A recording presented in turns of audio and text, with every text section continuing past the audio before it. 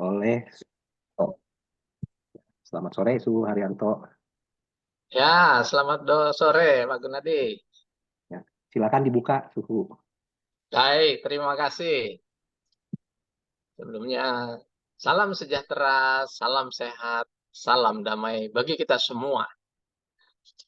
Kali ini kita berjumpa kembali di dalam Isminar Fikti seri ke-191 pada hari Minggu tanggal 26 Mei 2024 jam 14.30.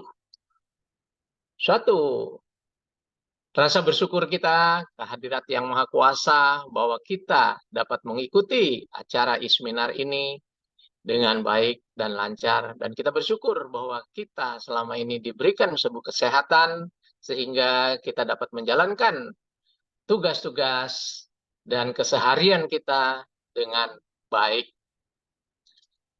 Sebelumnya saya akan menyapa kepada yang terhormat Direktur Tata Kelola Kesehatan Masyarakat Kementerian Kesehatan Republik Indonesia atau yang mewakili, yang terhormat Ketua Perkumpulan Induk Organisasi Kesehatan Tradisional Indonesia, Dr.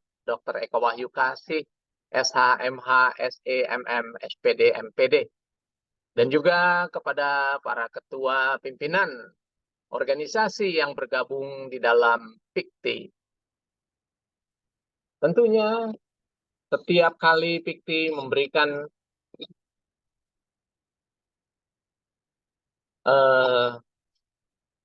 seminar-seminar yang sangat berguna, dan dari hari ke hari seminar yang tanpa putus ini akan terus-menerus mewarnai untuk kita semua mengambil manfaat dan mengambil pengalaman-pengalaman dari para narasumber yang begitu kompetennya mengutarakan ilmu-ilmu yang akan kita peroleh dan menjadikan masukan wawasan buat kita semua.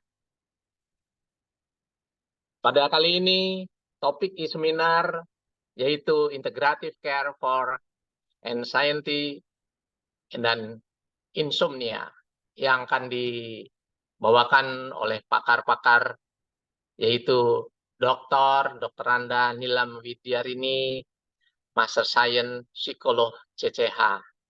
Selamat sore, Mbak Nilam. Apa kabar? Selamat sore. Selamat jumpa lagi, Iya, senang Dr. kita jumpa. Suhu Haryanto. Setelah berpuluh Iya. tahun yang lalu. Iya. Di Baik. Tauhid Gaya Hidup Untuk yang Sehat. kedua, iya, untuk yang kedua narasumber yaitu Bapak Yusdi Lastutianto, SPD, MSI, CHT, CI. Selamat sore, Pak Yusdi. Selamat sore Suharyanto, salam kenal. Terima kasih kesempatannya. Selamat sore juga Bu Nilam. Terima kasih kesempatannya, Pak Dokter. Sore, salam kenal. Baik, terima kasih. Ya, baik. Dan tentunya seminar ini akan dibawakan oleh moderator yang luas sekali, yaitu Dr. Gunadi Widarsa. Selamat sore, Pak Gunadi. Kita ketahui bahwa kecemasan adalah sesuatu hal yang tidak mengenakan bagi semua orang. Yaitu timbulnya suatu rasa gelisah, wajahnya kita tegang, suka berkeringat, mulutnya kering, sering kencing, sulit konsentrasi, gangguan pencernaan, gangguan debar jantung, dan lain sebagainya yang tidak mengenakan. Memang pada dasarnya hal tersebut tidak menjadikan secara langsung penyebab kematian. Tetapi kecemasan dan gangguan tidur atau insomnia yang akan dibawakan pada seminar ini itu menjadi sesuatu hal yang kurang baik buat kita semua. Ya, kurang tidur dapat menurunkan konsentrasi dan performa kognisi kita. Kemampuan individu di dalam proses berpikir, penalaran yang tepat untuk menyelesaikan tugas dan masalah-masalah yang dihadapi menjadi sangat terganggu, sehingga menjadikan daya kerja kita berkurang, daya belajar kita berkurang, daya kreativitas kita berkurang, yang pastinya akan mengganggu dan sangat-sangat mengganggu bagi kita semua. Kita ketahui bahwa dari penelitian-penelitian pada saat ini, mereka yang berusia kurang lebih 19 tahun, jadi generasi muda di Indonesia ya, itu 43,7% mengalami gangguan tidur. Dan kurang lebih ada 10% dari orang-orang di Indonesia ya pada tahun 2023 mengalami gangguan tidur. Yang pastinya wanita lebih banyak yang menderita ini dibanding dengan pria. Untuk kecemasan sendiri, 2,7% pria mengalami kecemasan-kecemasan, baik yang ringan maupun sedang dan berat. Wanita lebih banyak lagi, 4,5%. Jadi, satu hal yang sangat-sangat memprihatinkan buat kita semua, bahwa prevalensi ini juga terus meningkat dari tahun ke tahun. Nah, bagaimana sekarang kita bisa mengatasi atau harus mengatasi masalah-masalah tersebut? Tidak hanya untuk kita saja, tetapi untuk mungkin keluarga kita atau orang-orang terdekat kita dan orang-orang di sekeliling kita, lingkungan kita. Kita harus bisa dapat paling tidak mengetahui bagaimana sih terjadinya gangguan tidur atau kecemasan-kecemasan ini. Kecemasan yang berlebihan dapat menyebabkan gangguan tidur. Kecemasan yang berlebihan dapat mengganggu kesehatan-kesehatan, masalah kesehatan kita, baik fisik maupun mental. Pastinya, kalau sudah terjadi hal-hal tersebut, kita semua yang menderita.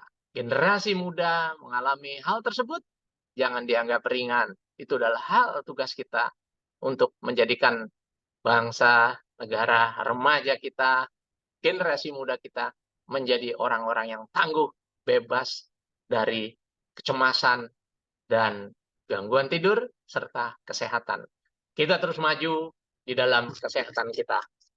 Nah, baiklah, untuk tidak berlama, saya ucapkan terima kasih juga kepada para sponsor, para panitia yang telah menyelenggarakan e-seminar ini dengan baik. Dan juga kepada Bapak Ibu peserta yang setia, terima kasih. Dan semoga segala sesuatunya ini menjadikan manfaat buat kita semua. Dengan ini, e-seminar Pikti seri ke-191 dibuka dengan resmi. Terima kasih, selamat mengikuti e-seminar, mendapatkan suatu manfaat yang luar biasa. Terima kasih. Pak Gunadi, silakan. Terima kasih kepada Suhu Haryanto yang sudah membuka dengan resmi acara e-seminar Pikti seri ke-191 ini. Tanpa berlama-lama, Bapak Ibu, saya mengingatkan bahwa kita punya dua pembicara yang luar biasa pada siang hari ini, dan saya akan panggilkan pembicara pertama, ya, yaitu Ibu Nilam. Selamat sore, Ibu Nilam. Selamat sore, Dr. Gunadi. Bu, Salam kenal. ya, salam kenal juga. Saya bacakan kurikulum vitae Ibu secara singkat sambil Ibu mempersiapkan slide-nya ya, Bu. Bapak Ibu, saya bacakan profil singkat pembicara kita yang luar biasa. Yang pertama pada siang hari ini, beliau bernama Dr. Randa Nilam Widyarini, ya, MSI, psikolog, CCH. Beliau kelahiran Solo dan sampai hari ini amat sangat aktif dalam berbagai macam hal.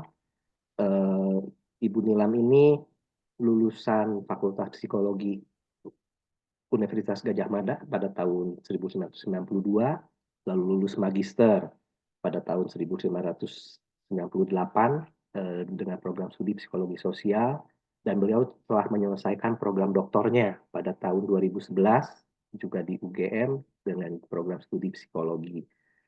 Ibu Nilam ini aktif mengajar sampai hari ini sebagai dosen, juga sebagai praktisi hipnoterapi klinis, praktisi psikolog, dan juga menjadi dosen tamu.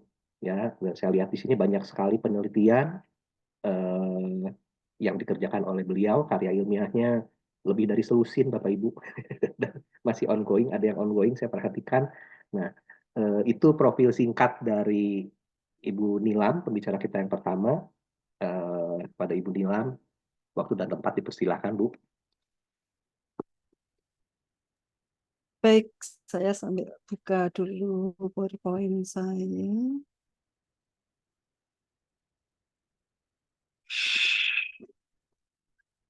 Ya, sudah tampak di layar?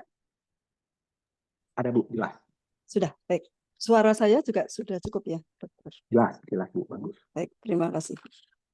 Selamat jumpa Bapak Ibu sekalian yang terkasih. Senang sekali kembali hadir di seminar PIKTI yang luar biasa, sungguh luar biasa, konsisten mengisi kekosongan informasi ya mengenai kesehatan dan kesehatan. Kita bicara kesehatan holistik sesuai dengan apa yang, mohon maaf, ini saya ternyata di slide ke ini pendekatan integratif selalu seperti itu. Ini sesuatu tren yang perlu terus digalakkan menurut saya. Jadi sungguh terima kasih atas kesempatan yang diberikan oleh PIKTI. Dan apa yang saya akan langsung pada topik yang akan kita bahas ini ya, integrative care for anxiety and insomnia. Kecemasan dan insomnia itu secara kebetulan di tempat praktek saya berhadapan dengan berturut-turut gitu ya, berturut-turut. Kebetulan yang hadir itu di usia paruh baya, itu yang banyak hadir gitu ya. Ada yang usia lebih muda begitu, usia produktif yang sedang aktif dalam karirnya. Kemudian belakangan ini banyak sekali yang usia paruh baya. Tapi seperti yang tadi Suharyanto sampaikan, pada anak muda pun itu betul-betul nyata. Pada riset kami dengan UGM ya, risetnya mengenai hypnotic guided imagery. Riset tahun pertama dulu penelitiannya pada disease ya, jadi terapi yang diberikan pada subjek yang punya gangguan fisik begitu ya, masalah-masalah fisik. Kemudian tahun kedua itu anak-anak sekolah ya dengan berbagai gangguan emosi, perilaku dan hambatan-hambatan untuk prestasi seperti itu. Dan bermunculan itu dari sekian berpuluh-puluh siswa itu ya. Saya tidak sempat menghitung persisnya, tapi saya sebagai koordinator untuk riset di area Jakarta, risetnya melibatkan 7 perguruan tinggi dikoordinir oleh UGM. Sekaligus saya bertugas sebagai terapis juga pada saat diperlukan begitu. Nah, itu saya menemukan ternyata anak-anak muda pun di usia sekolah menengah atas ya, itu juga banyak yang mengalami insomnia, dan kecemasan itu temannya selalu menemani ya. Insomnia biasanya berkaitan dengan apa? Aktivitas pikiran yang sangat kencang begitu ya. Dan kemudian itu kaitannya dengan kecemasan, adanya gangguan kecemasan yang kemudian membuat masalah aktivitas yang pikiran yang sangat kuat. Ini tadi secara ringkas sudah disampaikan oleh Dr. Gunadi. Nah, bicara tentang insomnia bagi awam yang mengalami, sebenarnya ini apa sih gitu? Atau mungkin tahu ya, ini karena aku punya kecemasan yang sangat tinggi akibatnya nggak bisa tidur seperti itu, yang mengalami gangguan tidur seperti itu. Tapi ini apa? Ini kenapa? Cemas karena apa? Kadang-kadang nggak disadari. Tahu cemas, tapi penyebabnya apa itu tidak sungguh-sungguh. Contohnya, ya ini ada situasi yang ya kayak gitulah gitu. Keluarga kami ya seperti itulah, ya seperti ini keluarga saya. Gimana ya? Saya tanya, mungkin ada pemicu saat ini, ada peristiwa yang sangat membuat tidak nyaman, bikin stres begitu ya. Ya gimana ya? Misalnya seperti itu. Gimana ya? Nanti baru setelah ketemu dicari diurut-urut, oh ternyata perjalanan hidupnya banyak sekali terjadi guncangan dan sebenarnya itu menimbulkan stres, kecemasan yang tidak terselesaikan dan sisanya katakanlah sampah emosinya ya, itu muncul dalam gejala yang tidak sungguh dimengerti. Sebagian seperti itu, sebagian memang tahu ya, oh ini karena saya sedang nyusun disertasi ditambah dengan pekerjaan yang sedang ada kendala dan sebagainya seperti itu. Jadi memang waktunya untuk memahami. Tentang insomnia sendiri, saya akan secara singkat ya dari sisi psikologi apa itu sih itu jenisnya, kemudian secara khusus kita akan bahas tentang insomnia yang kronis gitu ya. Insomnia sendiri definisinya seperti ini ya. Secara umum kan gangguan tidur gitu ya. Kondisi di mana tubuh tidak bisa memiliki kemampuan untuk mencukupi kebutuhan tidur baik dari sisi kualitas maupun kuantitas atau waktu tidur gitu ya. Dan ini menyebabkan seseorang merasa kelelahan, mudah terserang penyakit. Menurut DSM ada beberapa gejala ya. Ada yang munculnya itu karena mulai tidur aja susah. Ada yang nggak bisa mempertahankan tidur, jadi tidur sebentar tapi sudah terbangun, nanti tidurnya nggak smooth seperti itu ya. Ada yang bisa tidur dengan kualitas yang cukup baik, tapi kemudian terbangun jadi hanya singkat dan setelah itu tidak bisa kembali tidur lelap. Nah, untuk dikatakan gangguan insomnia menurut DSM ini ukuran ya, ukuran kapan seseorang bisa didiagnosis mengalami insomnia. Yang pertama dari sisi episodenya gejalanya berlangsung minimal 1 bulan, tapi kurang dari 3 bulan. Kemudian kalau kurang dari 3 bulan itu berarti episodik gitu ya. Kalau persisten itu gejalanya berlangsung 3 bulan atau lebih begitu. Ada yang berulang 2 atau lebih ya episode dalam kurun waktu 1 tahun. Nah, yang perlu perhatian di sini adalah yang kronik insomnia ya. Kronik insomnia ini ada 2 macam, ada primer dan sekunder. Insomnia primer itu kalau kita lihat ini ya, beda, tapi nanti kita bisa menyimpulkan bahwa bagaimanapun ini sesuatu kondisi yang akan punya dampak serius. Tadi Suharyanto sudah menyebutkan macam-macam dampak dari insomnia ya.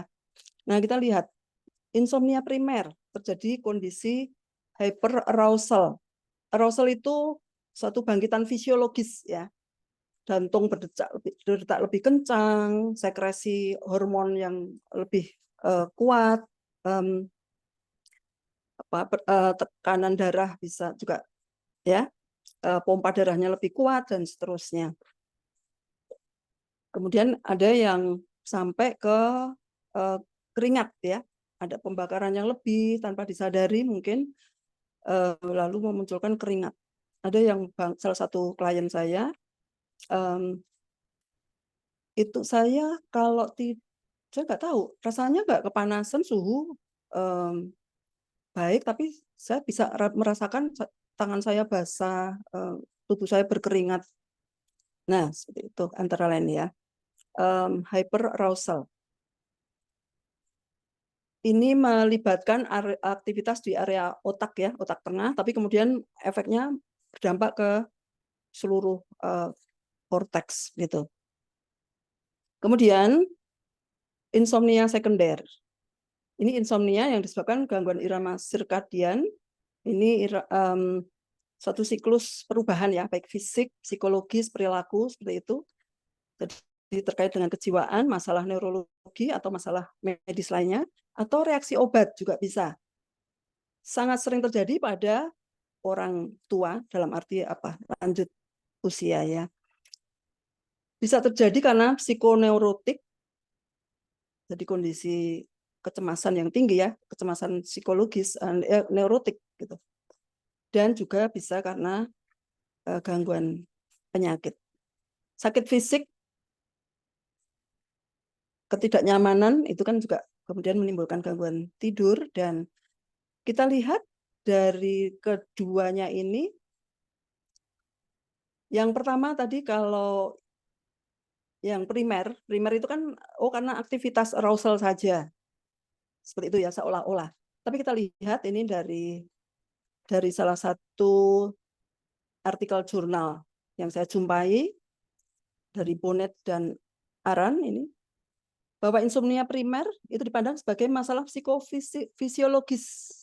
Jadi melibatkan aktivitas psikologis tapi juga fisik, seperti itu. Membutuhkan waktu lebih lama untuk tertidur meskipun merasa lelah, mengalami peningkatan laju metabolisme sepanjang malam dan sepanjang siang dan malam hari. Kemudian tadi menderita gangguan hyperarousal dan peningkatan arousal menghasilkan kualitas tidur yang buruk dan gejala lain. Gejala lain ini hasil riset ya. Jadi Bonnet dan Aran ini berdasarkan riset yang dia lakukan. Jadi kita bisa menyimpulkan bahwa amnesia primer maupun sekunder itu bisa menyebabkan masalah pada kualitas kesehatan. Ya, ada efek yang timbal balik gitu. Kalau kita bicara tentang kesehatan holistik, baik fisik, psikologis, sosial, spiritual ya, ini sebenarnya kan berkaitan ini. Jadi perlu memperhatikan adanya mind-body connection atau integration ya. Istilah ini sudah cukup populer, tapi dalam praktek kesehatan ini masih sering diabaikan, gitu ya. Karena apa? Lebih mudah untuk berpikir hanya dari soal fisik, gitu ya. Nggak bisa tidur karena banyak banget pekerjaan, gitu. Atau saya kebanyakan kopi dan sebagainya. Jadi atau zat-zat tertentu, gitu ya, makanan tertentu. Itu lebih mudah gitu ya. Padahal sebenarnya itu kan saling terkait ya. Kondisi psikologis, fisik itu saling ada efek timbal balik begitu ya. Kondisi fisik juga menyebabkan seperti tadi ya, pada amnesia gangguan tidur yang sekunder tadi karena faktor psikologis. Faktor psikologis berakibat ke fisik juga, gitu, ke bioritme dan sebagainya itu terpengaruh ya. Secara neural aktivitas fisik terpengaruh, kemudian sebaliknya kondisi fisik ya, sekresi hormon dan sebagainya itu juga berpengaruh sekali pada kondisi psikologis. Dan jauh dari terlepas dari dua ini ya, mind body connection, bicara mind lebih utuh itu kan juga sebenarnya menyangkut hal yang sifatnya spiritual, yaitu kesadaran. Ya, bagaimana kita berkembang untuk bisa melihat secara utuh, begitu ya. Itu sendiri kan suatu view yang utuh ya. Kita memandang dengan helikopter view utuh, saling keterkaitannya, melihat bahwa hidup ini merupakan bagian dari keberadaan kita ya di dalam semesta dan seterusnya, itu semuanya kan berpengaruh sekali. Jadi kesadaran spiritual bahkan itu kan juga punya efek ke aspek psikologis, sosial, dan kemudian juga ke fisik ya, fisiologis. Dan hubungan sebab akibatnya seperti apa? Ini dari salah satu jurnal juga ya, Sleep Foundation, dengan jelas menyampaikan pesan ini. Stres secara terus-menerus dapat memicu insomnia. Dan kecemasan yang berlebihan dapat memperburuk gejala insomnia. Jadi pangkal dari semuanya ini adalah stres. Sedangkan manusia hidup itu kan selalu saja ada kondisi ya, selalu ada kondisi yang berpotensi menimbulkan stres itu sendiri. Jadi tegangan antara satu tegangan ya, kondisi stres, persepsi. Stres sendiri kan persepsi ya, persepsi perasaan tidak mampu untuk bisa menghadapi tantangan yang ada. Itu. Ini satu catatan, stres kadang-kadang diartikan stres. Ada salah satu alat ukur stres itu mengukurnya dari peristiwa hidup gitu ya. Jadi peristiwa yang dianggap tingkat stresnya paling tinggi itu kalau terkena HIV/AIDS gitu ya. Padahal kan nggak selalu. Kehilangan orang yang disayangi misalnya. Itu sebagai stresor ya, penyebab stres. Tapi sejauh mana itu berdampak ya, tingkat stresnya seberapa itu bervariasi sekali, nggak bisa diukur dari peristiwanya. Stres sekali lagi ini adalah satu persepsi bahwa kita tidak sanggup ya menghadapi tantangan yang ada, dan stres yang terus-menerus bisa memicu insomnia. Jadi kita akan masuk ke sini ini ya, ini respon kita secara instinktif ya. Kita untuk survive ya dalam hidup ini dilengkapi dengan insting. Instingnya fight or flight ataukah freeze ya. Udah nggak bisa apa-apa, nggak berdaya sampai nggak bisa bergerak seperti itu. Fight itu ya melawan ya, melawan dengan marah, dengan tindakan agresif dan seterusnya. Flight itu kabur atau sampai nggak berdaya yang sampai membuat orang nggak sanggup bertindak apapun gitu. Oke. Nah, ini otak kita berkait yang aktivitas otak kita ya, yang secara sederhana, ini gambaran sederhana saja untuk menggambarkan bagaimana ketika ada stresor, ada satu kondisi yang satu stimulus ya, kondisi atau stimulus yang kemudian ditangkap oleh hipokampus ini, satu area yang bekerja untuk memori dan emosi. Kalau dirasa ini peristiwa ini, ini sesuatu yang nggak apa-apa, aman gitu ya, maka area otak yang di depan itu, korteks, itu berfungsi dengan baik ya, fungsi untuk berpikir logis ya, seperti itu, untuk mengevaluasi itu berfungsi dengan baik. Tapi ketika ada suatu kondisi yang ketegangan yang tinggi, amigdala aktif, nah memicu fight or flight tadi atau freeze. Ya, kemudian juga itu tersimpan dalam memori, dan kalau seseorang sampai merasa tidak berdaya oleh suatu peristiwa negatif, jadi di dalamnya ada emosi negatif, itu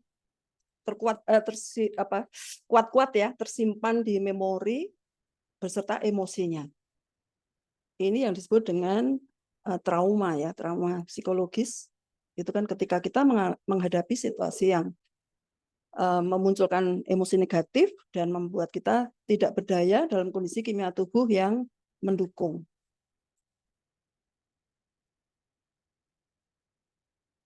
Sedangkan respon kita itu kan berkaitan emosi ya.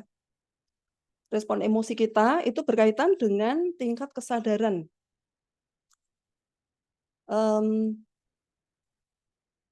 David Hawkins itu tokoh yang cukup terkenal ya, hari ini banyak jadi omongan, banyak disebut baik di dunia psikologi, juga mind technology ya. Kita lihat ini di tabel yang terlihat ini ya. Ke atas itu semakin tinggi energinya.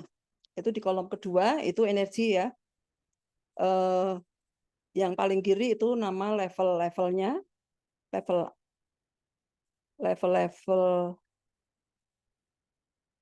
kaitannya dengan kesadaran. Kemudian emosi yang dominan apa saja itu nampak. Kemudian, nah proses yang terjadi di kesadaran yang paling kanan itu kita lihat, kita dengan kecemasan, cemas, takut gitu ya, takut entah oleh suatu situasi yang real ya, mengancam nyata, ataupun takut dengan sesuatu yang kita bayangkan akan terjadi begitu. Energi kita rendah sekali, hanya 100 gitu ya, dan itu berpangkat. Dan minus, ya, yang di bawah garis ini, yang itu minus ya, mulai dari anger, desire, fear, dan seterusnya itu minus. Artinya apa? Ya bocor. Kalau kita punya emosi negatif, energi kita ya kayak aki bocor, akan membuat lelah. Itu ya, bahwa itu berkaitan dengan energi. Itu sebabnya dalam kondisi insomnia, seseorang menjadi lelah sekali karena ada kecemasan atau sesuatu yang ditakutkan. Gitu. Baik disadari ataupun tidak disadari.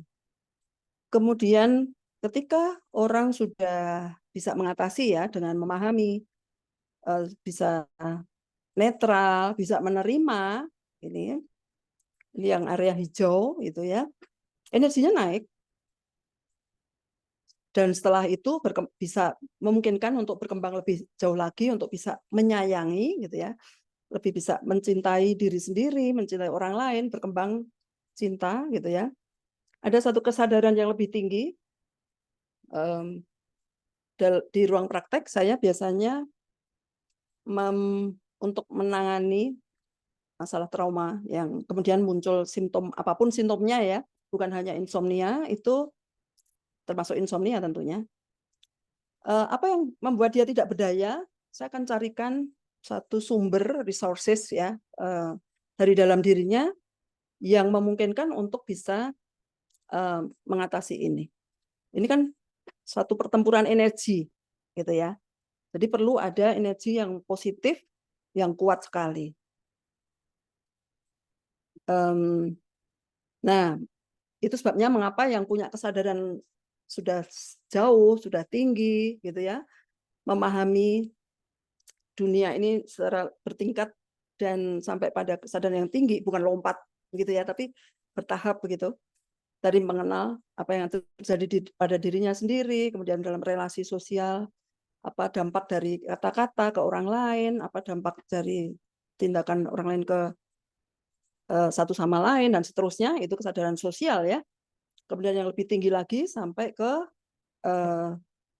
yang transcendence gitu ya, keluar dari diri sendiri, kesadaran bahwa kita itu hidup berada di satu suatu dunia yang transcendence gitu ya, yang bukan sebatas fisik atau apa yang kita lihat ini, bahwa kita berada dalam satu dunia yang besar dan termasuk menyadari energi, menyadari keberadaan semesta sampai sang pencipta, itu memungkinkan apa, energi-energi yang kuat, energi-energi yang tinggi itu dimungkinkan untuk diakses gitu. Jadi cinta, kemudian damai, seperti itu ya, joy, kemudian dan yang tertinggi ada enlightenment, ketika seseorang mengalami pencerahan, artinya apa? Punya kesadaran yang menyeluruh, utuh, sehingga melihat apa yang terjadi itu, oh oke. Jadi petanya antara luar mengatasi, muncul strategi transportasi seperti itu. Di sisi lain, kalau kita tersandra oleh emosi negatif, biasanya tanpa disadari, kesadaran itu akan terfokus pada masalah itu. Itu pekerjaan pikiran bawah sadar seperti itu ya. Mengarahkan perhatian pada masalah. Gitu. Jadi memandang situasi yang ada itu jadinya tidak jernih juga, karena berlaku ya persepsi mengenai masalah yang dihadapi, meskipun itu masalahnya mungkin sudah puluhan tahun yang lalu, tapi persepsinya masih seperti itu dalam memandang dunia dan kurang bisa, akhirnya sulit untuk memecahkan masalah. Maka penting sekali menyadari keberadaan sumber emosi ya, cemas, takut, khawatir, itu sumbernya dari mana di dalam diri. Ada alternatif dari tadi kalau insting ya, insting kita itu untuk survive adalah fight or flight atau freeze tadi, tapi ada alternatif. Alternatifnya ini kondisi yang orang menunjukkan pola respon yang kita lihat ini ya, menunjuk pada kecenderungan mengasuh atau melindungi anak-anak dan yang lemah, kemudian menunjuk pada kecenderungan mencari dukungan sosial. Ini alternatif respon alternatif yang adalah tend and befriend, itu respon yang melindungi dan juga berusaha mencari dukungan sosial. Jadi kalau berhadapan dengan bahaya, itu tidak otomatis kabur atau fight gitu, tapi apa nih yang bisa aku lakukan? Satu contoh kecil, saya kebetulan ini kaitannya dengan ancamannya benar-benar ular ya, yang saya masih ingat dulu waktu masih punya satu anak dan masih kecil sekali, pas saya sendirian di rumah, saya menggendong gitu ya si kecil ini. Terus saya melihat, saya mau keluar ke halaman, di depan pintu keluar itu ada ular. Nah, spontan saya, oh, aduh, ini gimana ini ya? Saya mesti apa ini? Oke, fokus saya adalah melindungi. Jadi jangan kalau fight or flight itu artinya kita otomatis saja, respon otomatis kita langsung dikuasai bahwa ini ada ancaman, ini harus dilawan atau tapi kalau kita diam sejenak, jadi respon tend and befriend itu mensyaratkan kita tenang. Apa nih yang bisa dilakukan dalam situasi ini, gitu. Sehingga kita tidak melihat ancaman itu sebagai ancaman yang harus dimusnahkan atau bagaimana, gitu ya, atau menghindari entah bagaimana nanti. Jadi, waduh ini nanti ular ini gimana kalau saya tinggal pergi begitu saja, nanti dia sembunyi di dalam rumah gimana, gitu ya. Akhirnya saya mundur pelan-pelan, saya ke dapur, ambil garam, lalu saya tebar di pintu, gitu, karena dia di luar pintu. Jadi saya melindungi diri saya sendiri, anak, dan saya tidak membunuh ular itu, biarlah dia pergi ke tempat yang semestinya. Ini tend and befriend. Ini contoh, tapi aplikasinya sebenarnya luas ya, di berbagai situasi. Oke, kita lihat lebih lanjut. Respon ini berkaitan dengan hormon ya, sekresi hormon. Dengan tend and befriend, stres yang muncul itu kan sebenarnya mengakibatkan secara hormonal itu sekresi hormon kortisol itu meningkat, gitu ya. Tapi dengan tend and befriend, kalau stres itu kortisol meningkat, gitu ya. Tapi dengan tend and befriend, oksitosin itu sekresinya banyak, gitu ya, lebih banyak. Dan ini adalah hormon cinta yang mendorong ikatan sosial. Jadi oksitosin itu bisa menahan atau mengeliminir kortisol, mengurangi dampak kortisol yang kalau sekresinya besar itu akan berefek jauh ya ke metabolisme dan lain-lain. Pada wanita hal ini meningkatkan dorongan untuk terhubung secara sosial. Bahwa ini kebetulan ya, artikelnya menunjuk pada perempuan sekresi oksitosin yang karena ten and bifren cenderung secara kultural itu kan cenderung memang merawat gitu ya, caring begitu, tapi sebenarnya ini kan bukan hanya eksklusif milik perempuan, siapapun ya, sebenarnya pria juga bisa. Nah, ini sisi lain, ada pria itu kan testosteron dominan, ya. Testosteron dominan dan ini berpotensi untuk ngeblokir oksitosin, ya, karena testosteron ini berkaitan dengan tindakan agresif, gitu ya, dorongan agresif, gitu. Dari riset memang seperti itu ya. Testosteron yang sangat tinggi itu menyebabkan agresivitas juga semakin tinggi. Demikian.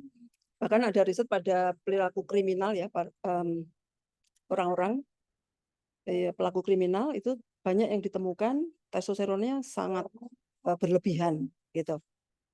Nah, ini berpotensi untuk ngeblokir oksitosin, hormon cinta yang sebenarnya sangat diperlukan untuk kondisi yang keseimbangan hormonal itu ya, kondisi yang berenergi, hormon cinta. Cinta kan tadi ya, energinya tinggi sekali itu 500 itu menurut David Hawkins. Nah, ini keuntungan risetnya sih pada perempuan yang saya jumpai ya. Mereka yang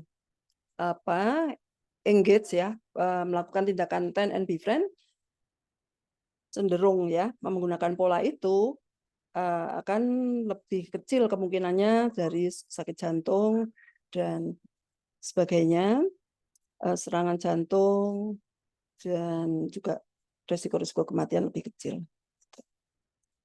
Dalam kehidupan yang lebih luas, bahkan juga dalam kehidupan dunia politik gitu ya, politik itu menguras emosi, energi begitu ya. Ini sangat dibutuhkan. Respon yang efektif adalah respon yang ten and befriend tadi. Oke, jadi kita memahami dari berbagai sumber ya yang menggambarkan kaitannya dengan energi, kesadaran, lalu apa yang diperlukan. Sekarang kita fokus ke ketakutan ya, kecemasan, khawatir, takut. Ini kita perlu mencegah ya supaya tidak berdampak pada insomnia dan juga gangguan kesehatan yang lain. Ini dari Bruce Lipton, bukunya juga cukup populer ya, Biology of Belief. Apa yang kita yakini, pikiran-pikiran kita ya, asumsi-asumsi dasar di dalam bawah sadar kita, gitu ya, apa yang kita yakini, satu kebenaran yang kita yakini itu ternyata berkaitan sekali, ada dasar neurologisnya. Bruce Lipton juga menegaskan ini bahwa dampak stres dan kecemasan adalah hyperarousal. Jadi betul bahwa insomnia yang primer pun ya hyperarousal itu sebenarnya berkaitan dengan stres juga ya, stres dan kecemasan. Dan kemudian dampaknya adalah ke imunitas. Tentu kita nggak mau ya hidup merugi. Ini gambar ini juga saya ambil dari bukunya Lipton, Bruce Lipton. Ya. Bicara tentang apa yang pikiran-pikiran kita ya, bagaimana pikiran kita bermain, pikiran kita yang hiperaktif gitu ya. Dan di balik itu, pikiran-pikiran itu sebenarnya banyak mengandung apa yang kita yakini. Gitu. Asumsi-asumsi dasar kita itu di bawah sadar seringkali tidak kita sadari. Sedangkan ini, Ini dikutip oleh Bruce Lipton juga ya dari Mahatma Gandhi. Apa yang pernah diungkapkan Mahatma Gandhi? Ini dikutip oleh Bruce Lipton. Dia seorang dokter neurolog yang dengan pengalaman pribadi yang luar biasa ya. Hidupnya sendiri mengalami perubahan yang luar biasa dan kemudian dia juga mendidik para dokter karena sebagai dosen ya, mendidik para calon dokter, kemudian dengan pendekatan yang berbeda sekali yang membuat orang yang dianggap tertinggal ya, tidak mampu pun akhirnya bisa mencapai satu kinerja yang setara dengan orang-orang yang dianggap mampu. Dari negara yang kecil, tertinggal, ternyata para calon-calon dokter dididik ya dengan teknik yang ditemukan oleh Lipton ya, dengan menyadari bagaimana secara neuron itu bekerja sebagai satu komunitas. Neuron itu bekerja sebagai suatu komunitas dan itu diterapkan dalam kehidupan nyata, dalam komunitas nyata, komunitas manusia, ternyata dampaknya luar biasa. Antara lain dengan kerjasama, kehidupan yang saling mendukung, dan mengatasi belief. Ini. Jadi kita lihat keyakinan Anda menjadi pikiran Anda menjadi kata-kata Anda.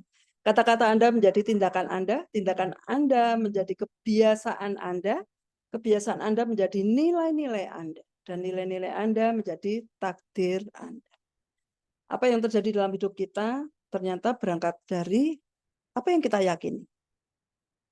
Tanpa kita melihat ini, kita akan cenderung melihat penentunya dari faktor eksternal.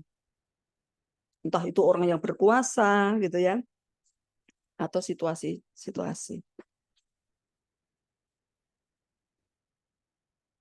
Jadi dari kondisi yang seperti itu, Lipton menyarankan kita memeriksa ya bagaimana ketakutan yang ada pada kita dan juga bagaimana perilaku perlindungan yang kita lakukan ya, dan bagaimana kemudian dampaknya pada hidup kita.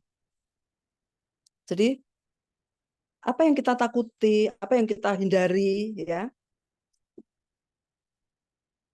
Misalnya, kalau saya nggak kerja keras, saya akan hidup saya susah. Gitu. Ini satu contoh kasus ya, seorang manajer yang di usia sudah salah satu BUMN ya, yang posisinya sudah sangat tinggi, menjelang pensiun, tapi stresnya sangat tinggi. Kemudian ada kesempatan untuk sesi konseling dan ketemu saya. Beliau menyampaikan, saya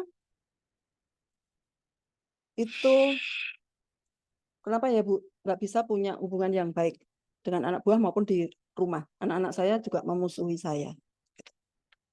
Artinya Bapak punya kemarahan-kemarahan yang membuat hubungan jadi itu. Iya, gitu. Oke, Bapak. Kemarahan itu biasanya karena apa, Pak?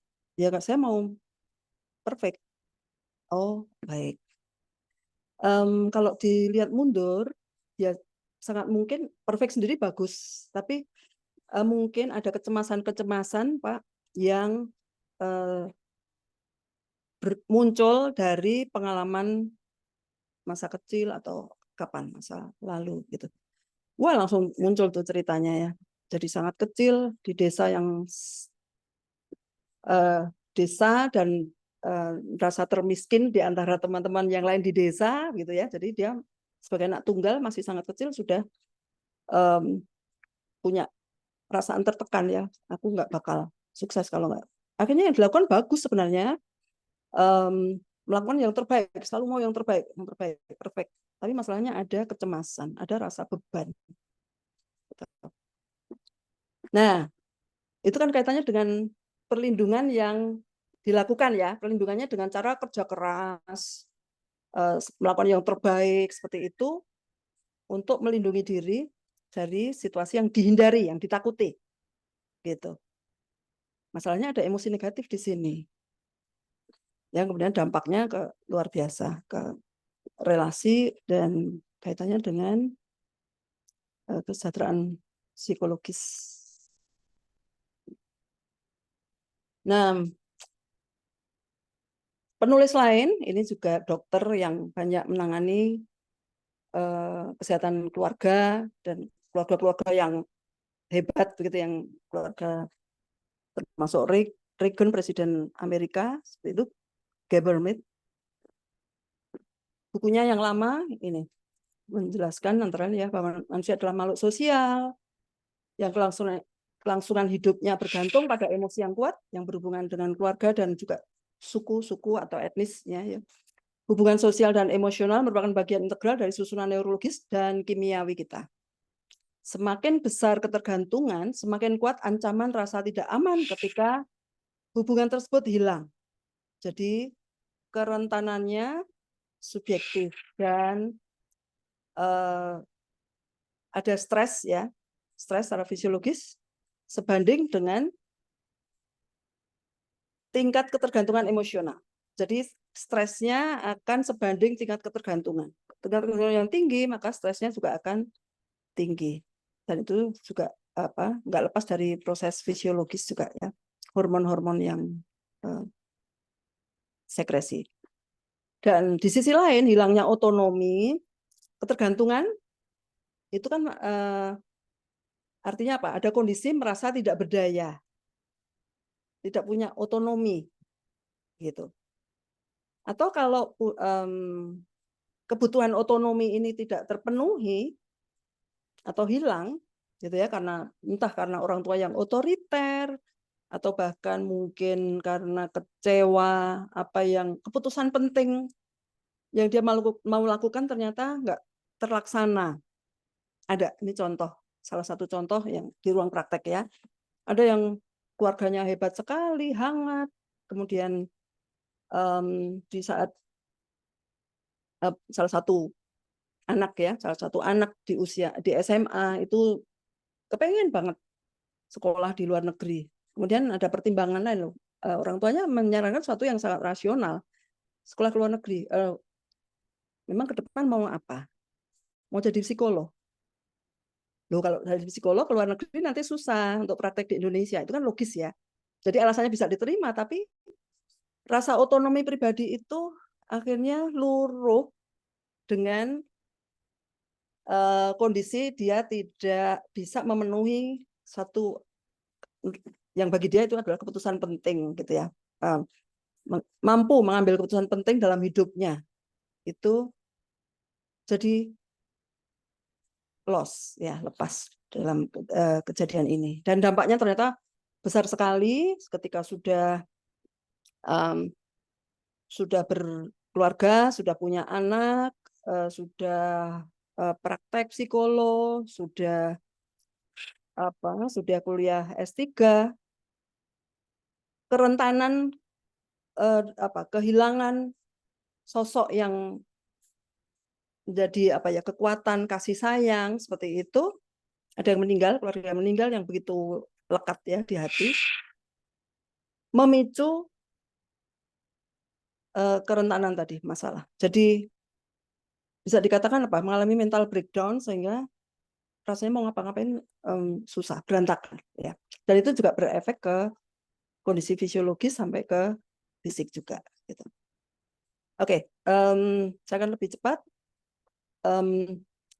Masih Gabermit tapi di buku yang lebih baru tahun 2002 yang bukunya judulnya nih The Myth of Normal ya. Jadi kecemasan, ketakutan tadi itu sebelum berdampak ke fisik, ke kondisi neurologis kita perlu ajukan penyelidikan diri. Ada 6 pertanyaan yang layak untuk ditanyakan. Pertama, dalam bidang penting dalam hidup saya, apa yang tidak boleh saya katakan tidak? Saya nggak boleh apa? Gitu ya.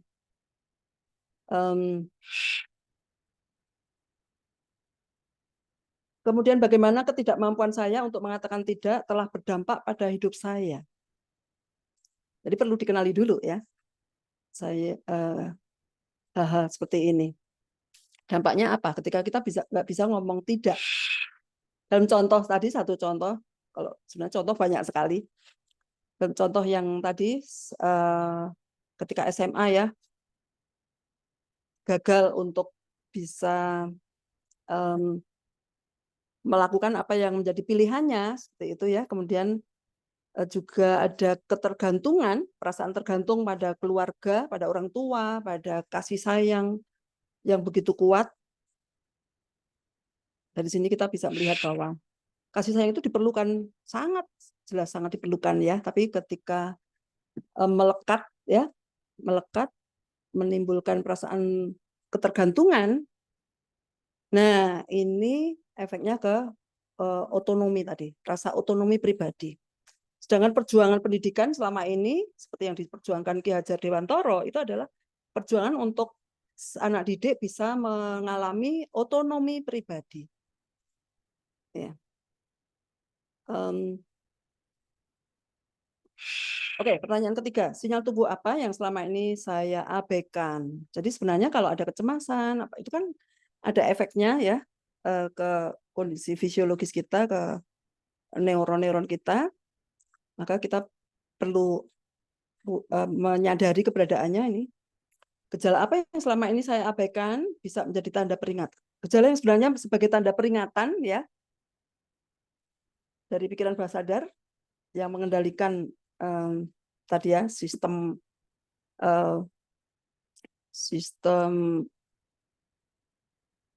biopsikologis kita ya.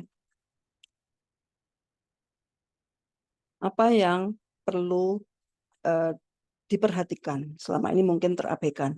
Nah, pertanyaan 4, apa pikiran tersembunyi, belief tadi ya. Jadi berkaitan dengan Bruce Lipton yang dari bukunya Biology of Belief tadi.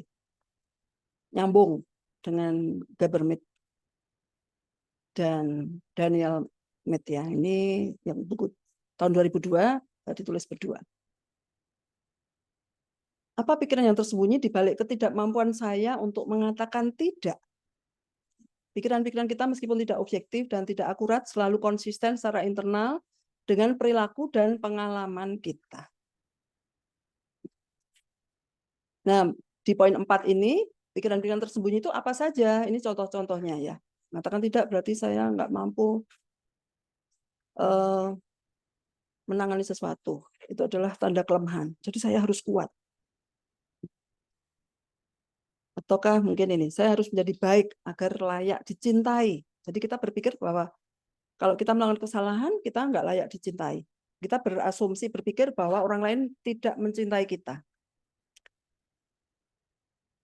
Saya poin 3 ya, belief yang lain. Saya bertanggung jawab atas perasaan dan pengalaman orang lain. Jadi kalau orang lain menderita atau marah atau mengalami persoalan itu ya,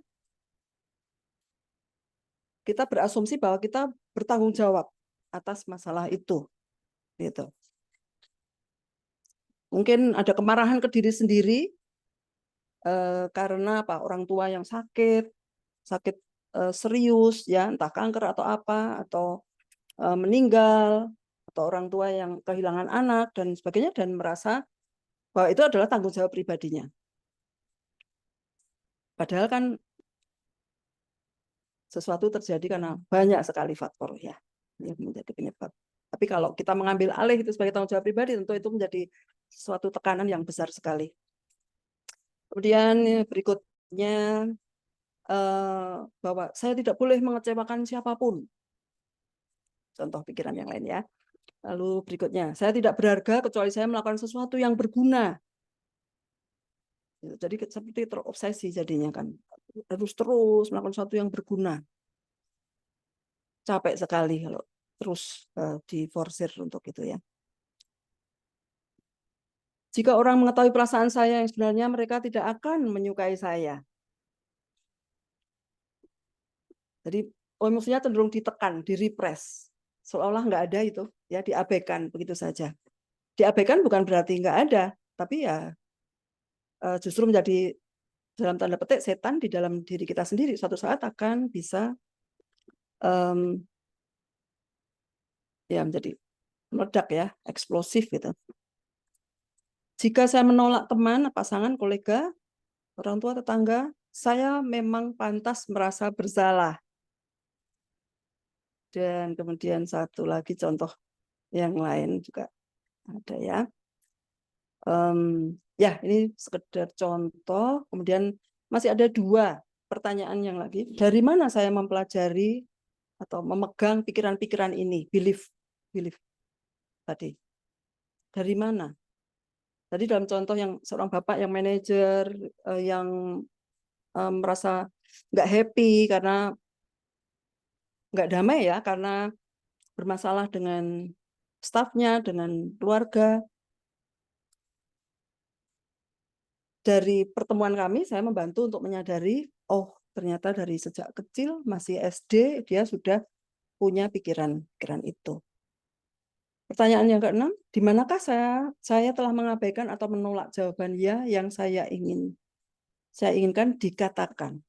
Bahwa sebenarnya kita butuh dalam kondisi menjadi orang yang rasanya tidak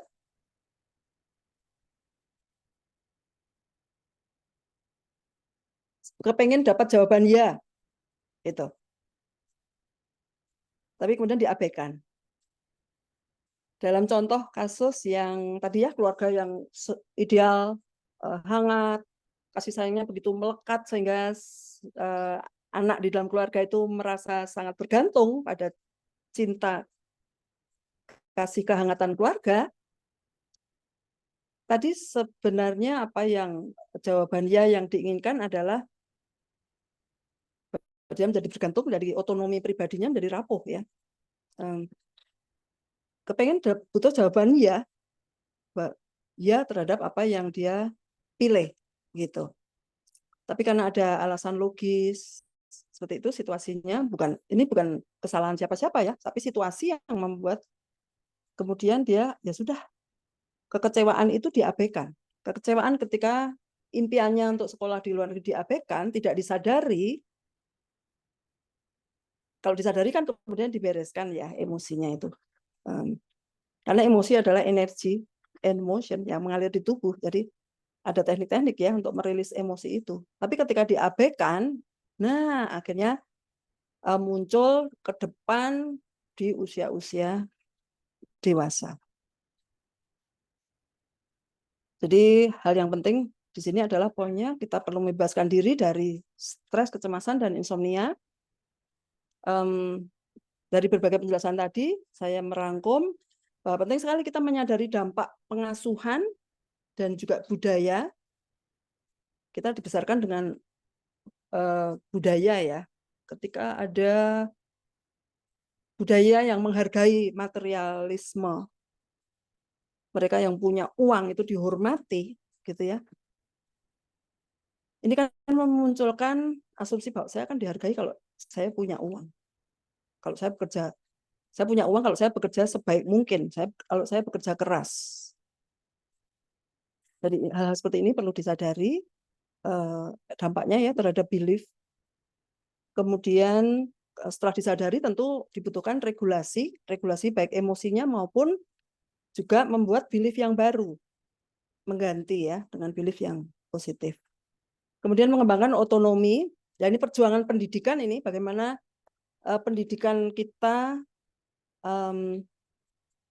kalau kita bicara tentang kehidupan yang luas ya, pada anak-anak ini berarti orang tua, artinya orang tua, sekolah, pendidik itu perlu memberi kesempatan anak untuk mengambil keputusan, gitu ya. Tidak di bawah bayang-bayang otoritarian yang akan membuat dia membenci figur yang otoriter, menjadi takut otoriter, kemudian akibatnya menggeneralisir bahwa menjadi tegas itu punya otonomi dianggap akan berbahaya, membahayakan membuat jadi otoriter gitu ya. Nah, ini batas antara punya otoritas dan menjadi otoriter. Ini contoh kasus yang terjadi pada figur dewasa yang saya baru saja juga kira-kira belum ada seminggu yang lalu ya. Seminggu yang lalu saya menangani. Ada figur otoritas yang punya perannya sendiri adalah peran harus punya otoritas gitu ya. Tapi sebagai leader, tapi kok masih kurang tegas, inisiatifnya kurang seperti itu, sehingga oleh pimpinan saya dititipi ya untuk membantu proses ini gitu sebelum akhirnya diangkat betul-betul ya. Ya baru kemudian setelah proses saya bantu dan diresmikan pada posisi yang jabatannya sebagai leader tadi. Nah ini, jadi yang saya sebutkan tadi itu contoh kasusnya real gitu ya. Kebetulan memang hangat sekali itu. Ini gara-gara kecil dibesarkan dalam kondisi yang otoriter, baik orang tuanya, kemudian gurunya di sekolah. Jadi saya bantu bereskan semua sampah-sampah emosinya gitu ya. Kemudian belief baru diedukasi di level subconscious dan hambatan untuk otonomi ini apa? Oh, ada rasa nggak nyaman kayak gini. Oh, belum 100%. Oke, ini apa? Cari lagi penyebabnya gitu ya. Terus sudah diproses, kok belum. Ini apa lagi nih? Rasa apa lagi yang muncul? Cari lagi mundur gitu ya. Dan kasus ini ketemu 3 kondisi akar masalah ya, masa kecil yang menghambat untuk munculnya otonomi pribadi. Yang memungkinkan orang bisa melakukan regulasi untuk dirinya sendiri maupun juga inisiatif-inisiatif untuk lingkungan. Demikian, dan satu lagi mengembangkan relasi sosial yang saling mendukung. Ini sangat-sangat penting. Ini juga jelas dari riset-riset ya mengenai happiness. Bahagia itu salah satu yang kunci pentingnya ya. Orang yang bahagia ternyata kalau orientasi hidupnya pada kehidupan sosial yang saling mendukung ini. Demikian dari saya cukupkan. Terima kasih. Sebentar, saya stop. Ya, monggo Dr. Gunadi. Untuk Bapak Ibu, kalau ada pertanyaan ditahan dulu. Kita akan masuk ke sesi yang kedua. Untuk Ibu Nila, Bu, setelah narasumber yang kedua, Pak Yusdi memaparkan slide-nya, kita akan break dulu Bu nanti 5 menit, setelah itu baru masuk sesi tanya jawab ya. Yep. Saya akan panggilkan Pak Yusdi. Selamat sore Pak Yusdi. Baik, selamat sore Dok. Gimana Dok? Sehat Dok ya? Baik Pak. Baik, baik. Ya, Bapak Ibu, ini pembicara yang kedua, yaitu Bapak Yusdi Lastutianto, SPD, MSI, CHT, IACT USA, CI. Ya, banyak sekali certification yang Pak Yusdi ini dapat. Saya bacakan sedikit profil singkat sebelum Pak Yusdi memaparkan slide-nya. Pak Yusdi ini sekarang sebagai trainer di Indonesian Hypnosis Center atau IHC, dan juga trainer dan profesional hipnoterapi, neuro NLP dan kreatif NLP, praktisi resource terapi, hipnoanalisis, hipnodrama, psikologiterapis, personal hipnoterapi, clean and brief coach, dan masih banyak lagi. Nanti kita tanya satu-satu kalau waktu memungkinkan. banyak yang asing buat saya Pak. Saat ini beliau berposisi sebagai pengajar dan juga sebagai praktisi hipnoterapis. Ya. Kepada Pak Yusdi, silakan Pak, waktu dan tempat. Baik, terima kasih Pak Gunadi. Mohon izin Bu Nulam gitu ya. Bu Nilam, maaf. Terima kasih kesempatannya tadi. Pemaparan sangat luar biasa gitu. Saya belajar banyak jadinya. Mohon izin saya langsung ke slide. Jadi ketika Pak Afifi minta saya untuk menggantikan beliau, saya jadi bersemangat gitu karena terus terang di Indonesia ini banyak masyarakat yang belum teredukasi gitu ke psikolog kah, ke hipnoterapi kah. Jadi semoga ini jadi upaya saya pribadi gitu ya dan teman-teman di hipnoterapis khususnya gitu di PKHI untuk terus bergairah gitu ya, terlibat dalam proses dan tema-tema kesehatan mental gitu. Seperti kita ketahui kebutuhan dan needs gitu ya, needs di lapangan terkait tadi hipnoterapi, hipnotis yang digunakan untuk ya kalau dalam tema ini kan anxiety dan insomnia. Jadi tema yang diangkat adalah hipnoterapi for anxiety and insomnia. Mungkin ini akan menjadi sebuah gambaran umum buat mereka atau masyarakat yang belum memahami gitu kan hal positif dari hipnoterapi. Baik, ini tadi saya Yusila Sutianto. Sehari-hari saya sebagai tenaga pendidik, saya mengajar guru di sekolah dari TK sampai SMA dan bertemu banyak tema-tema ini, gitu ya, anxiety, tapi nggak insomnia karena memang masih terlibat orang tua di sana dan sebagai trainer hipnoterapis, gitu ya. Tadi Pak Dr. Gunadi sudah memberikan gambaran tentang saya. Saya sendiri di manajer mutu LSPKHI, Kompeten Hipnotis Indonesia. Lalu di DPP PKHI, Perkumpulan Komunitas Hipnotis Indonesia, trainer BNSP, asesor di LSPKHI. Sekarang juga diberikan kesempatan untuk kembali kuliah S1 Psikologi di Universitas Buana Perjuangan Karawang dan baru semester 4 ya. Dan ini di bawah ada nomor SCPT. SCPT adalah seperti ketahui surat tanda penyedia tradisional. Oke, langsung saja. Jadi ada sedikit penghantar. Saya coba percepat slide demi slide, jadi tidak terlalu membacakan penjelasannya gitu ya. Jadi pengantar perawatan integratif holistik itu yang jelas, lalu integratif, lalu terapi pikiran dan tubuh, mind and body connection, lalu pendekatannya personalisasi, jadi menyesuaikan kliennya apa temanya gitu ya. Itu kan integratif, jadi holistik. Nah, perawatan integratif menawarkan pendekatan komprehensif untuk mengelola kecemasan dan insomnia, menggabungkan terapi yang konvensional dan komplementer untuk meningkatkan kesehatan dan kesejahteraan secara keseluruhan. Nah, memahami kecemasan dan insomnia, tadi Bu Nilam sudah menjelaskan dari kajian-kajian psikologi dan DSM gitu ya. Jadi ya definisinya ini kecemasan adalah perasaan yang tidak nyaman, khawatir, dan terus-menerus itu, atau takut. Lalu penyebabnya ya kecenderungan adanya stres, trauma, atau kondisi mental yang mendasarinya. Sedangkan insomnia dapat disebabkan oleh berbagai faktor seperti stres, pola tidur yang buruk, atau kondisi medis. Dampaknya apa? Kecemasan dan insomnia yang tidak diobati dapat menimbulkan berbagai konsekuensi negatif, termasuk masalah kesehatan fisik, produktivitas, penurunan kualitas hidup. Memahami definisi, penyebab, dan dampak kecemasan insomnia sangat penting untuk mengembangkan strategi perawatan integratif yang efektif untuk mengatasi kondisi ini. Ini karena temanya itu ya. Lalu saya ambil dari American Psychological Association gitu, kata apa perawatan konvensional itu dulu gitu ya ada CBT atau obat. Jadi kalau orang cemas nggak bisa tidur, ya ada sesi konseling dengan CBT atau dikasih obat. Oke. Nah, lalu saya akan masuk langsung ke pengantar hipnoterapi. Apa itu hipnoterapi? Adalah suatu bentuk terapi yang menggunakan hipnosis untuk mengatasi berbagai keadaan kesehatan mental dan fisik seperti kecemasan, insomnia, manajemen nyeri, dan masih banyak lagi.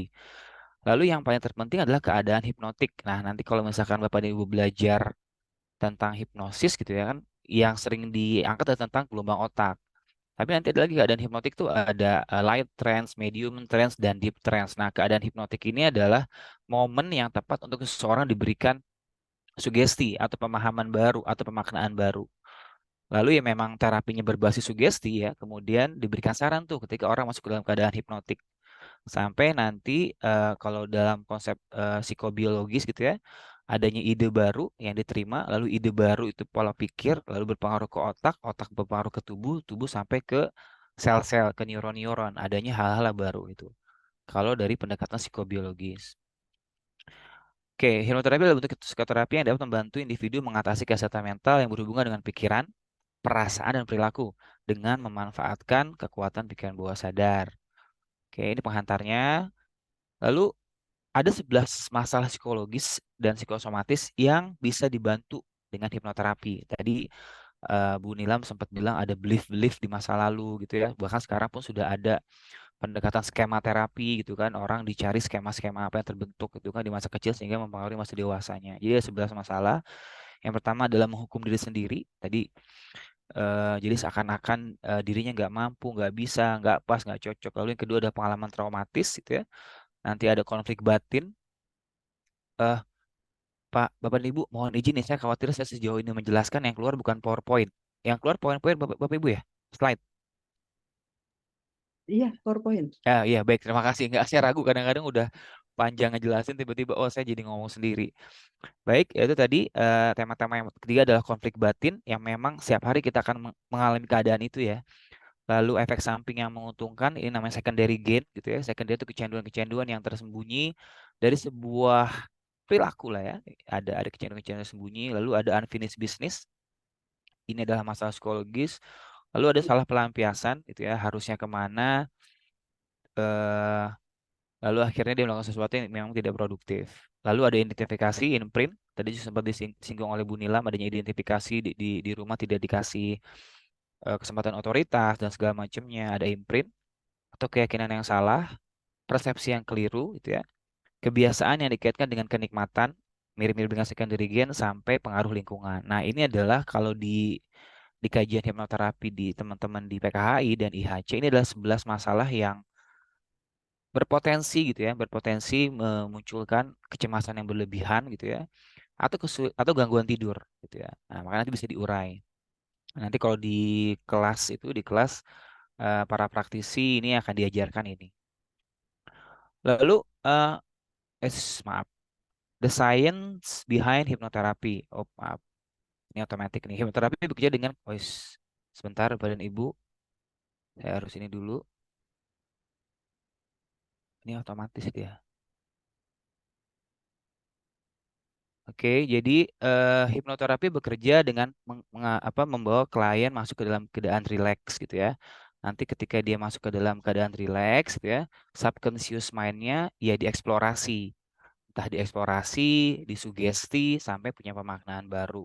Nah, perubahan kesadaran ini gitu ya kan, membuat mereka mengetahui gitu ya, dan bisa mengidentifikasi apa sih penyebab-penyebab kecemasan berlebihan itu, apa sih penyebab-penyebab gangguan tidurnya gitu. Nah, dalam keadaan hipnotik, seseorang dipandu imajinasinya, entah tadi dieksplorasi, dan juga bisa melakukan visualisasi. Tujuannya adalah membuat jalur di otak sebagai program ulang sistem keyakinan sebagai seorang lagi sebagai program ulang sistem keyakinan dan mempengaruhi pola pikir. Pada akhirnya ke arah sana pola pikir. Oke, lalu nah ini fenomena psikobiologis dalam hipnoterapi. Yang pertama adalah mind and body relaxation. Tadi disinggung juga terproduksinya hormon-hormon yang sehat yang dibutuhkan seperti melatonin, hormon istirahat, ada endorfin, oksitosin, dopamin, dan serotonin. Jadi artinya hormon itu yang diharapkan muncul ketika seseorang masuk ke dalam keadaan hipnotik. Lalu ada konsep dari neuroscience namanya memory reconciliation. Jadi memory reconciliation merujuk pada proses neurobiologis di mana memori yang sudah ada gitu ya. Jadi ibarat folder komputer yang sudah di-zip. Nah, folder itu adalah pengalaman-pengalaman yang direpresi yang memang sudah mungkin dilupakan atau terlupakan. Tapi pengalaman-pengalaman yang membentuk sistem keyakinan itu tetap akan tersimpan di pikiran bawah sadar kita. Nah, ketika pengalaman di bawah pikiran bawah sadar itu memang tidak membuat seseorang produktif atau akhirnya tadi muncul kecemasan-kecemasan lalu sampai ke gangguan tidur, ya berarti perlu adanya memori baru. Jadi ada memori lama yang tersimpan di subconscious mind. Nah, hipnoterapis dan klien membuat memori baru. Apa sih harapan terjadi? Nah, itu udah direkonsolidasi, ya. Memory reconciliation. Lalu ada neural pathway, membuat jalur baru di otak. Afirmasi, sugesti, itu ya. Itu kan konsep di mana seseorang membuat ide baru dalam berpikirnya, lalu direpetitif berulang-ulang gitu. Ibaratnya, kalau ini kan pendekatannya si behaviorisme gitu. Bagaimana orang memberikan aktivitas baru gitu ya sampai nanti ada jaringan baru dan menjadi sebuah pola dan habit. Nah, itulah konsep psikobiologis atau fenomena di hipnoterapi. Lalu apa sih model penanganan dalam hipnoterapi yang ternyata sebagian masyarakat hanya beranggapan hipnoterapi ya jelas orang dipandu dalam keadaan trance gitu ya, dalam keadaan hipnotik lalu diberikan sugesti. Oh, nggak ke situ juga. dalam proses nanti ada naratif exposure terapi, orang dirilis dulu, lalu ada sesi konsultasi atau konsultasi sebenarnya atau pre-talk lah. Ada pre-talk di mana orang diajak untuk tadi mengurai, mengidentifikasi, katarsis itu tetap ada gitu ya. Nah, pertama relaxation jelas gitu ya. Lalu nanti ada guided imagery ya. Sampai nanti ada sugesti afirmasi, lalu ada regresi dan progresi usia gitu ya. Banyak pendekatan ini, lalu nanti ada gestalt. Rupanya kita punya gestalt juga di hipnoterapi. Bahkan teman-teman yang sudah lama di konseling gitu ya, mereka bingung kok ada pendekatan ini gitu kan. Contohnya ada kursi kosong, kok ada di hipno ya? Iya jelas itu keadaan trance di mana seorang kembali mengalami sebuah peristiwa kejadian gitu ya atau sesuatu yang belum beres. Lalu nanti ada ego personal terapi ini juga dimasukkan gitu ya kan, diinduksi lah ke proses hipnoterapi gitu ya. Itu juga ada red understanding. Kalau di PKHI ada konsep ini, elaborasi antara CBT, terapi kognitif, dan terapi pemaafan. Sampai nanti model penanganannya juga melibatkan somatic intervention. Ya ada EFT di situ gitu ya. Ya idenya adalah tadi neuropathway sampai nanti mindfulness dan pernafasan. Ini model penanganannya. Nah ini ketika ya tadi kita harus akui ya tidak semua masyarakat memang bisa menerima kehadiran hipnoterapi yang sekarang padahal hipnoterapi sudah masuk ke Kemenkes gitu kan. Bahkan undang-undang terbaru saat ini juga udah ke arah sana. Lalu di Kemenaker kita sudah ada LSPKHI. Di Kemendikbud sudah ada nih LPK gitu ya, ada LPK. Jadi memang di Indonesia sendiri sudah cukup berkembang gitu.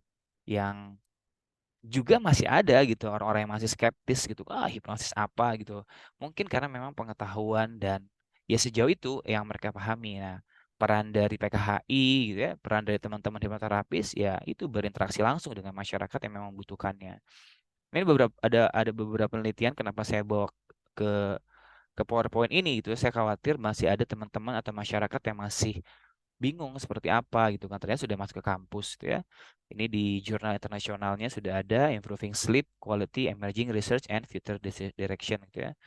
Lalu juga sudah ada relaxation dan hipnosis yang berpengaruh ke kecemasan. Lalu di lokal sudah ada nih teman-teman di konseling, itu di keperawatan, tema-tema skripsi mereka variabel-variabelnya ada variabel-variabel hipnoterapi gitu. Jadi sudah ada.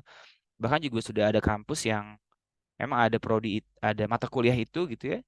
Lalu ini dia beberapa skripsinya. Lalu sekarang bahkan ada lembaga gitu yang mempersiapkan diri bikin sekolah vokasi gitu yang khusus nanti D4 memang hipnoterapi. Jadi eh, ini sedang berkembang banget di Indonesia gitu hipnoterapi ini gitu ya. Dan memang kembali ke awal gitu ya.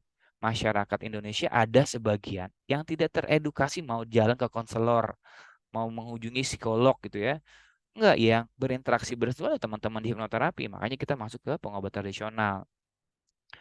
Lalu ini beberapa gitu kan contoh yang memang yang saya hadapi gitu kan sebagai hipnoterapis, tema-tema kecemasan yang berhubungan serangan panik gitu ya. Akhirnya ketika dia memahami dan mengidentifikasi pemicu si panik dan kecemasannya ini gitu ya, ya ketika dikenali gitu nama emosinya apa gitu karena memang saya juga belajar di terapi emosinya apa lalu emosi apa yang dibutuhkan sampai akhirnya dia punya respon yang ideal gitu kan terhadap stimulus yang memang ngeganggu dia. Ini dia serangan panik lalu ada insomnia. Kasusnya menarik gitu ya kalau di hipnoterapi itu ya. Kalau orang datang ke dokter gitu ya misalkan gitu, aku kepalaku pusing nih, kok aku nggak bisa tidur, ya diberikan obat itu. Bedanya kalau ke hipnoterapi itu memang temanya ya bisa tadi gangguan tidur, tapi pemicunya bisa jadi seperti ini. Kok hidup saya sial terus ya? Ada apa ya? Itu kan butuh duduk sebentar, menyimak, mendengarkan gitu. Jadi memang perlu ada analisa mendalam juga. Makanya di hipnosis namanya hipnoanalisa. Jadi ada dua orang ada klien juga saya pernah bikin kopdar kita di Jakarta itu ada bapak-bapak gitu yang bilang saya tuh nggak pernah tidur nyenyak gitu kan lalu dengan pendekatan sebenarnya mindfulness gitu ya mindfulness tapi ada framing ada edukasi ke subconscious mind-nya lalu kecerdasan tubuh dilibatkan tiba-tiba dia masuk ke dalam kondisi trance dan tidur gitu dia merasakan luar biasa ini tema-tema yang kita hadapi jadi bisa ngebantu ini sampai juga kecemasan itu kan banyak ya. Ada kecemasan sosial itu kan. Saya pernah juga membantu orang yang nggak pede di pekerjaannya gitu. Manajer yang cemas besok mau presentasi gitu kan. Kan ini bisa masuk ke situ. Sampai ada juga ke kinerja, karyawan yang demam panggung. Jadi ngebantu banget lah hipnoterapi ini gitu ya. Nah, ini beberapa contoh kasus yang saya pegang gitu ya. Lalu ada juga hipnoterapi itu kecemasan gitu ya. Misalkan apa ya, cari akar masalahnya dulu gitu ya kan. Akar masalah ya hipnoanalisa, bisa dengan age regression gitu ya. Kenapa sih muncul, kapan sih muncul ya, seperti kita ketahui ya kan, emosi itu bisa ada usianya gitu, bisa ada usianya, dia muncul di di usia berapa, atau ego personal itu ada usianya, dia muncul di usia kapan. Nah, itu dengan pendekatan age regression bisa diajak berinteraksi. Makanya ada konsep inner child therapy itu kan, second child therapy itu ya. Nah, itu menjadi bagian dari proses hipnoterapi. Lalu mengelola gejala-gejala yang muncul gitu kan. Ketika dia muncul, kita mau ngapain nih, coping skillnya mau ngapain gitu ya. Lalu ada ya menyadari peningkatan kesadaran diri tadi, bahwa you punya otonomi gitu, punya kendali kontrol atas diri sendiri gitu ya. Lalu sampai nanti ada relaksasi dan pengurangan stres, tadi peningkatan coping skill, coping strategi apa agar berfungsi ideal dalam momen itu. Nah, ini dalam tema-tema insomnia gitu ya, mengubah pola tidur dan modifikasi gaya hidup gitu ya. Ya tadi, ketika memang seseorang dalam tema-tema ini kan ada konsep namanya hyper reflection sama hyper intention gitu ya. Refleksi berlebihan, entah itu dalam tema yang sudah jauh di masa lalu gitu ya, atau memang hyper intention gitu ya, berpikir terlalu terlalu serius gitu ya. Ya ada juga yang berhubungan dengan overthinking gitu, baper gitu kan.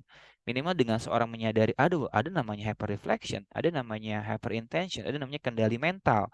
Nah, itu akhirnya nanti kita ajarkan dia tentang bagaimana membuat rutinitas tidur yang konsisten. Lalu lingkungan seperti apa yang perlu diciptakan ketika dia mau tidur, lalu juga membatasi gitu kan, seperti kita ketahui ya. Kalau kata Viktor Frankl, nanti ada satu momen, ada sebuah momen di mana generasi kita ini ada namanya neurosis nugenik gitu, hidup dalam kehampaan itu kan. Kehampaan yang dimana pengaruh dari lingkungan itu bisa berpengaruh. Nah, sekarang karena zaman sosmed, bisa jadi apa yang kita lihat di sosmed itu mempengaruhi gitu kan. Bisa kita scrolling scrolling scrolling, tiba-tiba udah 1 jam. Nah, kan itu informasi banyak gitu ya. Jadi kita perlu membatasinya. Lalu ya olahraga, kita nggak bisa dibohongin, namanya integratif ya. Mereka harus olahraga, si klien tuh diajarkan seperti itu. Lalu mengelola stres kecemasannya bisa pakai pendekatan behaviorisme. Kalau di hipno kita pakai teknik jangkar gitu kan. Jadi ada state atau keadaan mental yang diinginkan, lalu diasosiasikan dengan sebuah jangkar lah bahasanya. Jangkar itu berarti stimulus yang memang diciptakan gitu ya kan, untuk mengakses si keadaan emosional yang dibutuhkan. Lalu diakses, digunakan dalam tema-tema yang ya kecemasan dan kecemasan dan insomnia itu. Sampai nanti ya diajarkan tentang bagaimana menghindari kafein, nikotin dan lain-lainnya itu ya. Jadi sampai sampai sejauh ini juga hipnoterapi bekerja. Lalu manfaatnya apa sih hipnoterapi untuk kecemasan insomnia? Tadi kembali kontrol, ada mengontrol diri sendiri, lalu mempromosikan relaksasi, lalu peningkatan kualitas tidur, mindfulness dan fokus, itu mendiamkan pikiran lah bahasanya. Lalu perubahan fisiologis, bahkan ada juga teman-teman yang mengembangkan dengan hipnotis 5 jari gitu kan, ya akan berpengaruh. Kita sudah pelajari kan, ada psikobiologis dari pikir, brain, body, and cell. Sampai nanti tadi kesadaran dan pertumbuhan. Nah, proses seperti apa sih dalam dalam sesi hipnoterapi itu yang seringkali terjadi? Ya tadi ada rapo, ada kepercayaan dulu gitu kan. Jadi seseorang perlu yakin dan percaya dulu. Pertama, memang hipnosis ini dibutuhkan oleh dia gitu ya. Lalu dia juga punya tema yang serius dari tema-tema kecemasan dan insomnia yang sudah mengganggu sekali gitu ya. Nah, seorang hipnoterapis perlu meyakinkan, memberikan harapan sehingga dia percaya ada keterhubungan gitu kan. Keberhasilan dari proses psikoterapi kan tadi ada relasi, ada frame relasional terapi lah bahasa. Jadi ada keterhubungan. Ya dia percaya ada transferensi seperti itu. Oke, yang pertama kepercayaannya, lalu ada goals yang jelas. Pengennya seperti apa sih? Perubahan apa yang diinginkan? Mau seperti apa ya secara spesifik. Lalu nanti hipnoterapis akan mencari akar masalahnya jika dibutuhkan. Nah, kita mau pakai pendekatan yang mana nih? Pakai pendekatan yang memang beraliran psikologi positif yang berorientasi pada harapan yang dicapai, atau memang kita perlu menyelesaikan nih tema-tema unfinished business ya tadi yang disampaikan itu yang belum selesai. Jika memang diperlukan, ya banyak pendekatannya. Saya suka sekali psikodrama gitu kan. Jadi mengulang-ulang, mendramatisasikan drama yang di kepala belum beres. Gestalt. Lalu ya tadi mengembang strategi coping maunya seperti apa? Ya ini kembali ke klien gitu. Hipnoterapis bekerja bagaimana pada akhirnya si klien punya punya otonomi, punya kemampuan untuk bisa berdiri di kakinya sendiri gitu ya. Lalu tadi penguatan ego strengthening sampai nanti mengedukasi ulang pikiran bawah sadar. Ya, ada juga yang bilang manipulasi pikiran, ada juga yang bilang main programming. Tadi ya berhubungan dengan jalur baru di otak sampai nanti menanamkan sugesti yang memberdayakan. Ya, sugesti kalau kita ambil dari bahasa ini kan suggestion. Kalau kita lihat KBBI, sugesti adanya ide, saran, dan pengaruh yang ditanam ke dalam benak seseorang. Nah, agar itu tertanam atau masuk ke memori jangka panjang, ya repetitif. Atau dengan penggunaan tadi behaviorisme, kognitif behavior terapi, diulang-ulang repetitif sampai ketika memang proses itu sudah oke, kalimat sugestinya sudah oke, jangkarnya sudah oke, diintegrasikan. Dan apa yang sudah baik dipertahankan agar dia bisa konsisten. Dan teman-teman di Hipno juga mengembangkan ACT acceptance dan komitmen terapi itu juga terlibat meskipun istilahnya nanti akan berbeda. Tapi ketika saya pelajari, ketika saya belajar ke dunia psikologi gitu ya sebagai mahasiswa, oh ini sebenarnya pendekatan lain tapi di teman-teman hipnoterapi sudah digunakan gitu. Contoh kursi kosong gitu ya kan. Di dalam sesi konseling ada gestalt kursi kosong. Orang mengutarakan lagi gitu kan sesuatu yang belum belum beres. Teman-teman konseling bilang, "Wah, Mas ini mah konseling kok ada di Hipno?" Ya, iya, jadi menariknya itu gitu. Jadi pintu gerbangnya Hipno tapi di dalamnya sudah ada pendekatan psikoterapi gitu. Nah, ini ya teman-teman di hipnoterapi yang perlu memang mengembangkan lebih gitu kan kebutuhan di masyarakat cukup cukup tinggi terkait ini. Lalu ini ada beberapa hal yang laporan progres penanganan gitu yang pernah saya lakukan di pre-treatment yaitu kecemasan yang signifikan dan kualitas tidur yang buruk berdampak kehidupan sehari-hari cerita nih. Oh aku begini, dia bercerita itu kan. Lalu kita identifikasi dari mana ini munculnya, pengalaman belajarnya awal apa, kalau di hipno Pak namanya ISE gitu ya. Sampai nanti ada SSE, dicari tuh. Lalu nanti ketika sudah ada, ya tadi di saya satu mencatat pengurangan segera dan kecemasan dan peningkatan kualitas tidur. Apa sih yang berubah? Kalau di hipno kita pakai scaling. Oh, aku sudah mulai memahami, ini sudah ada pemaknaan baru, sudah ada respon baru, sudah ada cara baru, sudah sebagai proses. Nah, tinggal dikuatkan ego setting. Kalau kata Milton Erickson, keberhasilan dari hipnoterapi itu adalah bagaimana orang melakukan sesuatu yang sudah ada di subconscious mind-nya dia. Orang mau berhenti merokok, akhirnya dia bisa mengalami pola hidup sehat. Nah, itu udah berhasil tuh. Jadi kalau kita pelajari kan seseorang sudah punya projection gitu ya, sudah punya sesuatu dalam benaknya untuk mencapai tujuan tertentu. Nah, peran dari hipnoterapis ini tadi ego strengthening, penguatan ego. Karena bisa jadi orang berkonflik dengan dirinya. Makanya ada parts therapy, ada ego personality therapy, ada internal family system, ada skema terapi yang yang sangat berkembang baru saat ini. Ada resource terapi gitu ya, itu menarik. Jadi bagaimana mereka akhirnya mendamaikan dua konflik batin dalam dirinya atau dua ego atau dua memori sebenarnya punya tujuan yang sama tapi munculnya bisa jadi dalam tema-tema yang gak sesuai atau diharapkan. Akhirnya muncul kecemasan tadi itu. Misalkan kalau pakai pendekatan ego personality gitu ya, seseorang saat mau tidur bagian dirinya yang perlu muncul adalah si malas gitu ya.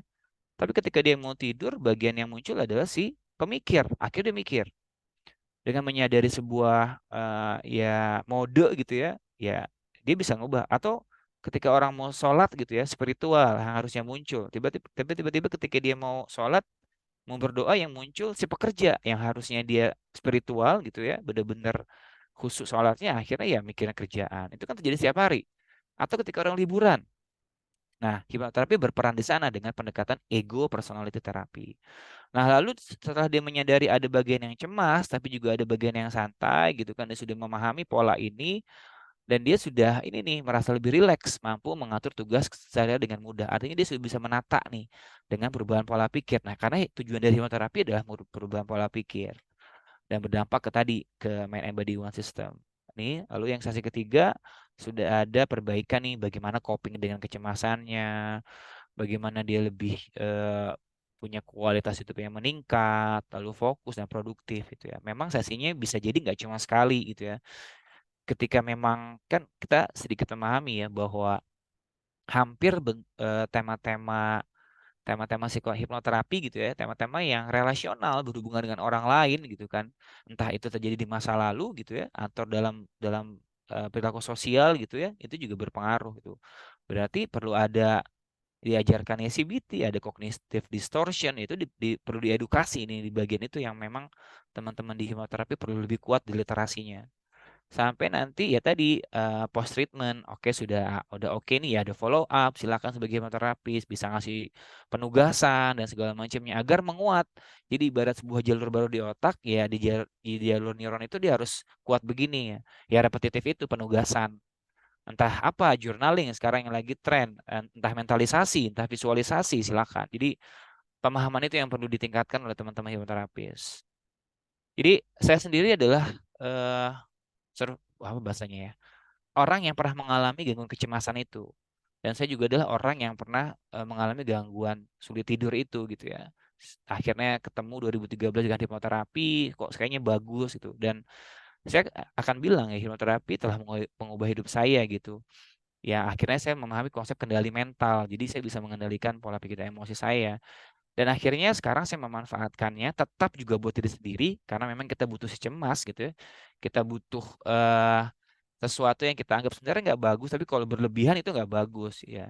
Ya marah dibutuhkan, tapi bagaimana bisa kontrol. Akhirnya sekarang ya tadi saya masuk ke organisasi di PKHI dan bisa membantu orang lain. Itu mungkin. Nah, ini kegiatan kami di PKHI. Terakhir kita bikin kopdar nasional gitu ya. Kita mengundang Bu Aisyah Dahlan, lalu juga mengundang Pak Rocky Gerung gitu ya untuk apa ya, memberikan pemahaman kepada masyarakat jadi bahwa hipnoterapi itu bisa dimanfaatkan dalam tema-tema kesehatan mental secara khusus, kecemasan dan insomnia. Mungkin itu Pak Dokter. Halo, agak cepat ya. Kok hening sekali ya? Terima kasih Terima kasih. Iya, pertanyaannya. Nah, kita akan masuk ke sesi tanya jawab Pak Yusdi, tapi break dulu 5 menit. iya. Masuk sesi tanya jawab. Silakan panitia untuk menayangkan pesan-pesan sponsor